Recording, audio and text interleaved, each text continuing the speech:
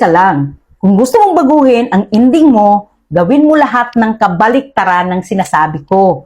Gawin mong seryoso ang vlogging. Pag-aralan mo, pagtiyagaan mo, hanapin mo ang sarili mong boses. Maniwala ka sa kakayahan mo. Kasi ang vlogger na nagtatagumpay, hindi nila iniisip kung kailan sila sisikat.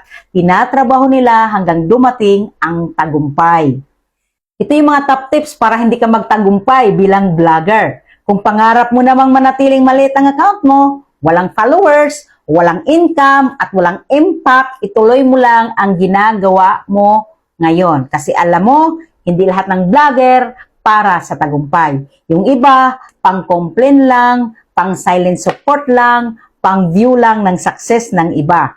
Pero, kung gusto mong malaman kung ano ang mga ginagawa ng mga hindi umaasinso, manatili ka hanggang dulo at isa-isahin natin. Ito yung tip 1. Gawin mong hobby lang ang vlogging.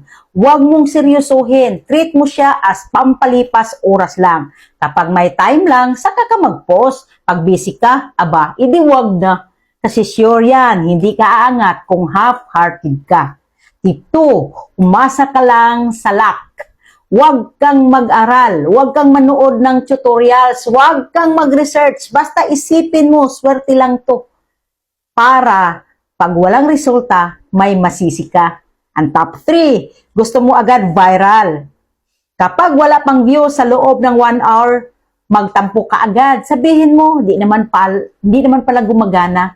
Huwag kang maghintay, huwag kang magtiyaga. Gusto mo instant. Kasi ang tagumpay, ipara lang sa matyaga. 4. Gayahin mo lahat ng iba. Kopyahin mo lahat ng content ng successful vloggers. Maging carbon copy ka lang. Huwag kang magbigay ng sariling boses para hindi ka mag-stand out.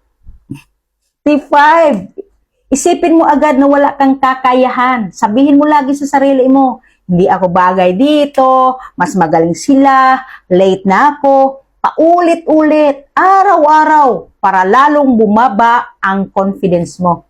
Ang top 6, mag-quit ka agad kapag nahirapan. First month, wala ka pang kita, quit. Walang sponsor, quit. Walang nagbi-message, quit. Kasi ang quitting, pinakamabilis na paraan para siguradong hindi ka magtagumpay.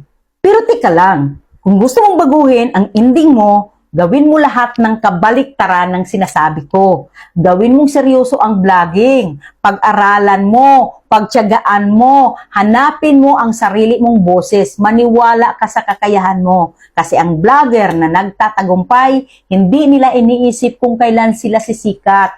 Tinatrabaho nila hanggang dumating ang tagumpay. At ngayon, tanong ko sa'yo, gusto mo bang manatiling nanonood lang ng success ng iba o ikaw na ang susunod na papanonoorin? Comment below, like, follow, and share.